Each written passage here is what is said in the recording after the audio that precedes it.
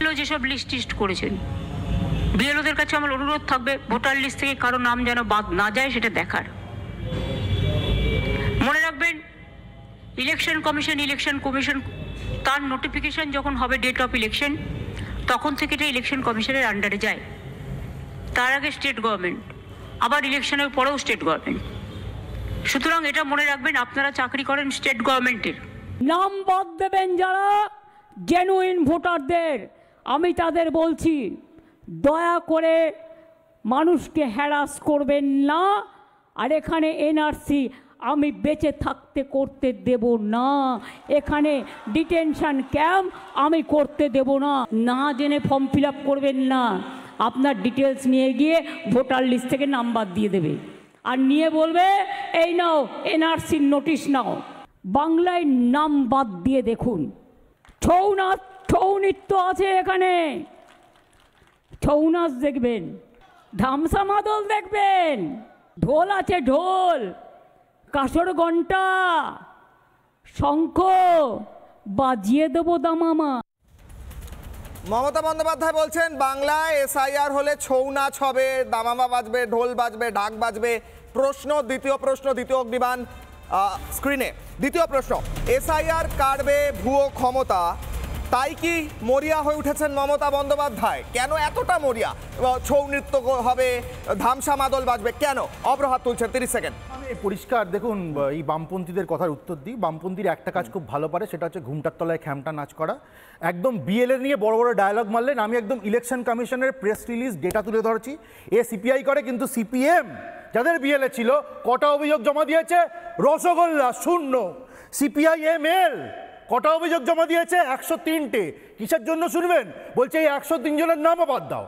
মানে যা নাম বাদ গেছে ওরা বলছে আরও নাম বাদ দাও, ইলেকশন কমিশনকে বলছে ফর্ম ফিল আপ করে। তারপর এই মিডিয়া চ্যানেলে বসে বড় বড় ডায়লগ মারবে সিপিএমের এই নেতা। আর সিপিআইয়ের একজন এমপি আছে সন্তোষ কুমার, তাকে কোট করে বলছি, সে কি বলছে? SIR is a menace to our democracy. মানে লজ্জা করা দরকার। তৃণমূল দালাল, তৃণমূল পুরোপুরি এবিটি ফেবিটির সঙ্গে দালালি করে একসঙ্গে মিলেমিশে চলে। জানতাম আপনার কোন লেভেলের দেশদ্রোহী, আপনার কোন লেভেলের দেশদ্রোহী যে আপনারা এসআইআর নিয়ে এই ধরনের স্টেটমেন্ট বলেন। উত্তর দিন। প্রথম কথা হচ্ছে প্রথম কথা হচ্ছে অভ্র 22 লক্ষ 36 লক্ষ আর 7 লক্ষের যে ডিভিশন বিহারের ক্ষেত্রে বললো, তার মধ্যে তুমি মিথ্যা কথা বলেছো, নিজে স্বীকার করছো। এই তুমি মিথ্যা কথা বলেছো, তুমি মিথ্যা কথা বলেছো, স্বীকার করছো মিথ্যা কথা বলেছো। এ কি গো? ও বলেছে সেটাকে পরিযায়ী শ্রমিক। এ কি গো? পরিযায়ী শ্রমিক।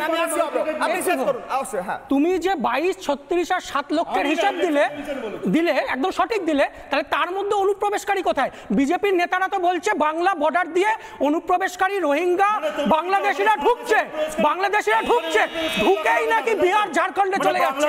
তাহলে একজন অনুপ্রবেশকারী বাদ দিলেন না। মমতা বন্দ্যোপাধ্যায়, আচ্ছা বেশ, মমতা বন্দ্যোপাধ্যায় মরিয়া আটকাতে সিপিএম মরিয়া। প্রশ্ন থাকছে, আমি ইন্দ্রজিৎকে 30 সেকেন্ড দেবো। মানে ট্রেস করা যায়নি, মানে ওর মধ্যে অনুপ্রবেশকারী এসআইআর আসছে, 30 সেকেন্ড শিশির বাজোরিয়া, অডিও ডাউন। 30 সেকেন্ড শিশির বাজোরিয়া, অডিও ডাউন। একটু এদের অডিওটা বন্ধ করুন না, না হলে আমার কথা কেউ শুনতে পারবে না।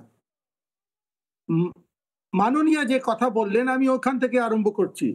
ছৌ নাচ হবে, ঢোল বাজবে, কাঁসের ঘন্টা বাজবে, সব হবে 2026 যেই দিন তৃণমূল বিদায় নেবে এই সব হবে। আর একটা মাননীয় বললেন এনআরসি কই?